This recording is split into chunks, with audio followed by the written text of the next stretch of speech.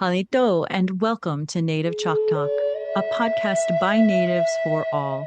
Here we're keeping our Native ancestors' stories and history alive, while also sharing with you our Native culture, traditions, and more. I'm Rachel Youngman, a Choctaw originally from Anadarko, Oklahoma. I hope you'll enjoy this journey with me as we learn from our Native American guests. And I hope you'll do me a favor. Feel free to like and share these episodes. I so appreciate it. Yakoki.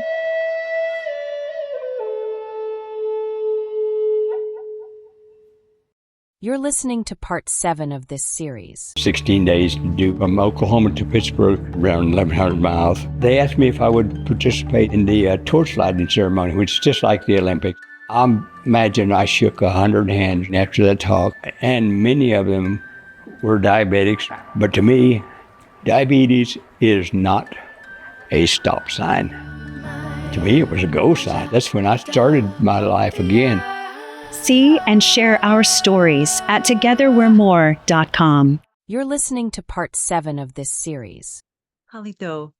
In March of 2023, I had the pleasure of meeting with the descendants of the brave and powerful Comanche warrior, Quanah Parker.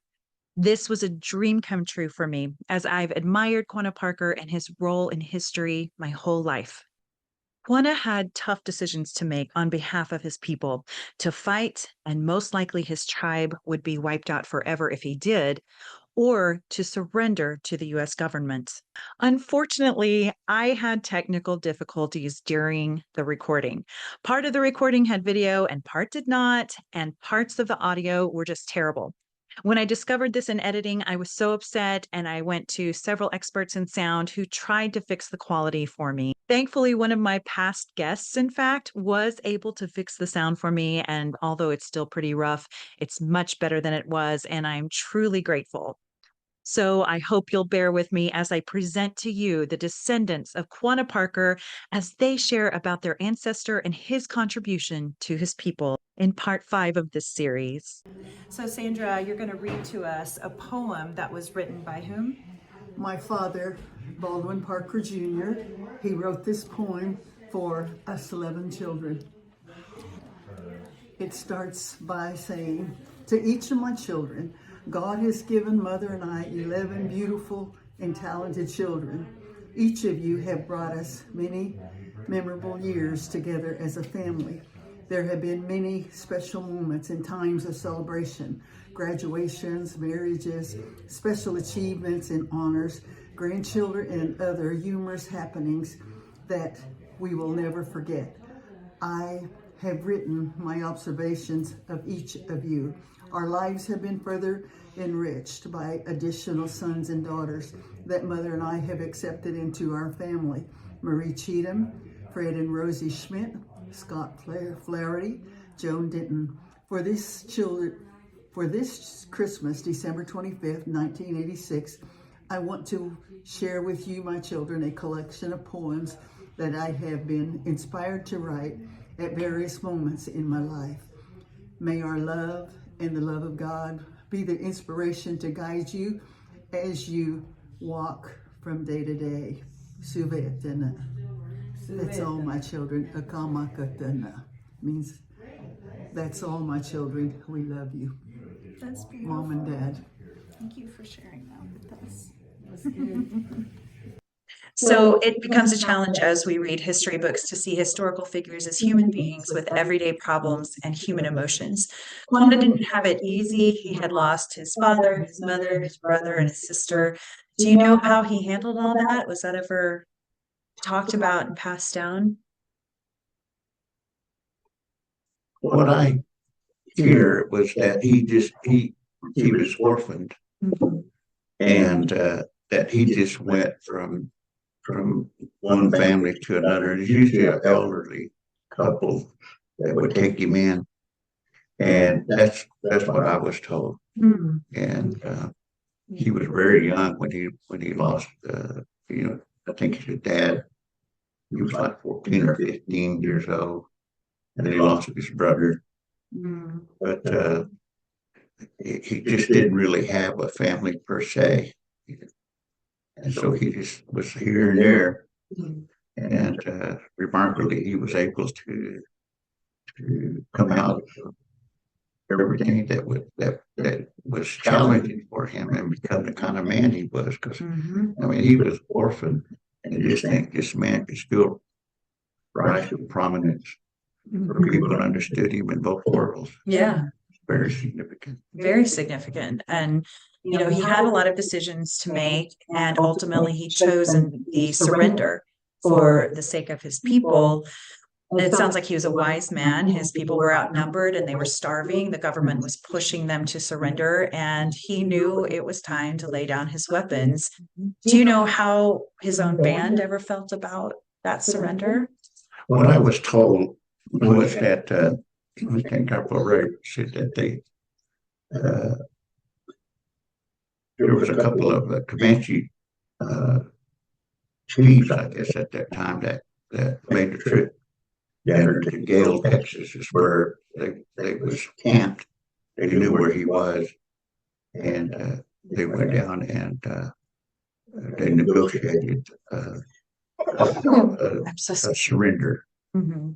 And what Ron Parker says is that he never did sign a peace treaty, but nonetheless, they made agreement, and there was talk that he would allow to bring all his horses, all his family would bring their horses, that they had a lot of horses, and that they wanted him to have either one or two nights of camping, and that they could go out and hunt.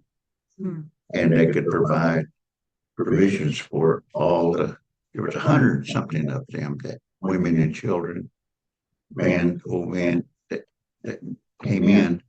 And so he made those agreements that he would be allowed to hunt, and that when they got close to Fort Sill, and old lady Matichai tells this, that, and Daddy told me, she told me there was this creek over here, I think it's called Otter Creek, it's right west of Snyder, between houses.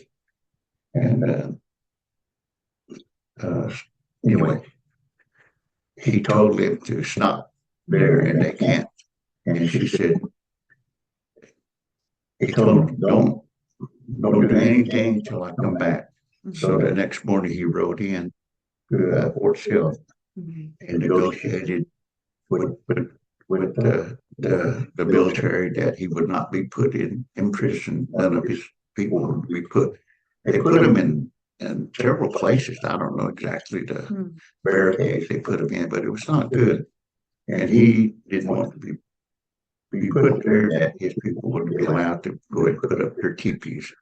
So the next day, he went back out and told them that it's good, would come in.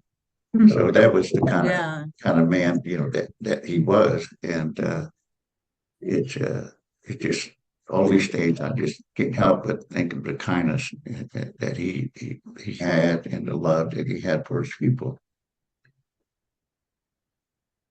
And all of those decisions had to have been weighing on him heavily. So, and yet look at his legacy, look at what he has started and you all have fulfilled over the years. It's very exciting.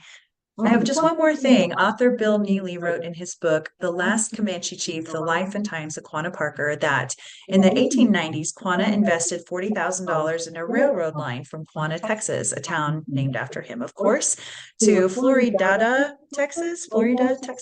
It was called the Quanah, Acme, and Pacific Railway. So, Sandra, what is it you say to your grandkids when you see a boxcar coming? I always say, okay, grandkids, or Lord, see that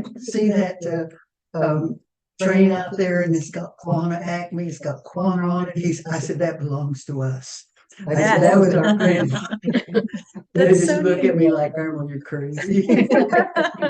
And there's even more of that legacy that you can see just going down the way. That's amazing. They're done. So, you know, they've gone to several activities, and they're kind of now more understanding and appreciative of the things that we really do. They understand it better.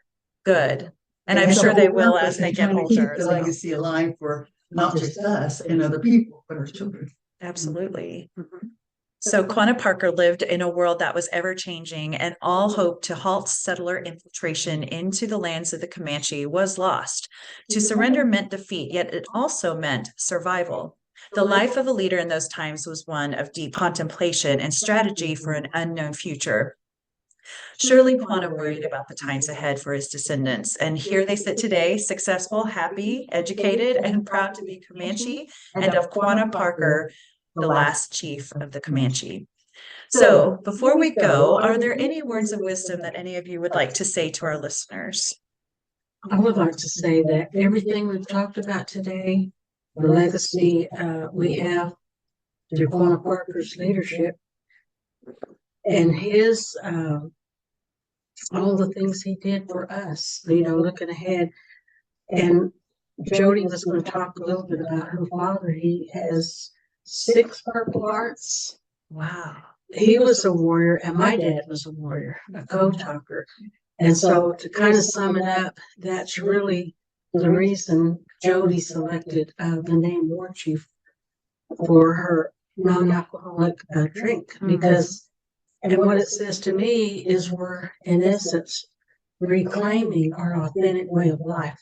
So it's an honor, for us to represent our great-grandfather and what he did.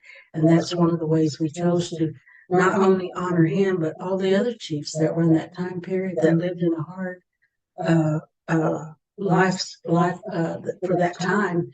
And then her father, my father. So her and I really talked about the warriors and what they did for our lives. And so we just want to honor them and reflect back on our authentic way of life and reclaim it.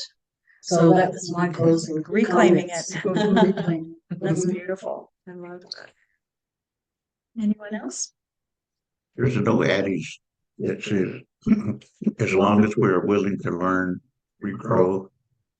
And it's in that growth that we find wisdom and we find truth. And I believe that Quanah held on to those kind of values because God gifted this man as a leader. And he humbled himself and he helped people. And one of the things that was told whenever he was talking to people when they came onto the reservation, came onto Fort Sill, was he'd tell them, we got to do this and we got to do that. What do you think? He had all these ideas, and then he'd reach over to this old man and he'd say, what do you think, Dad? Wouldn't even his dad, but that's the kind of man he was. Yeah. What do you think, Dad?